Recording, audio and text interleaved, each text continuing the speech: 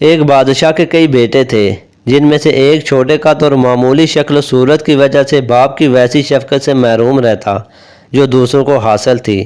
ایک دن اس شہزادے نے بے قرار ہو کر باپ سے کہا، بے شک انسان کی شکل بھی قابل توجہ ہوتی ہے، مگر اس کا اصل جوہر اس کی قابلیت، ذاتی خوبیاں اور حسن سیرت ہے۔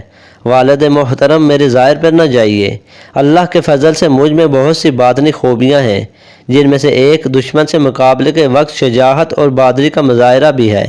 آدمیت سے ہے بالا آدمی کا مرتبہ، پست ہمت یہ نہ ہو، گو پست قامت ہو تو ہو۔ بادشاہ نے کوئی توجہ نہ دی اس کی باتوں پر، اور بھائیوں نے بھی مذاق اڑایا اور بات آئی گئی ہو گئی۔ کچھ عرصے کے بعد پڑوسی طاقتور بادشاہ نے حملہ کر دیا۔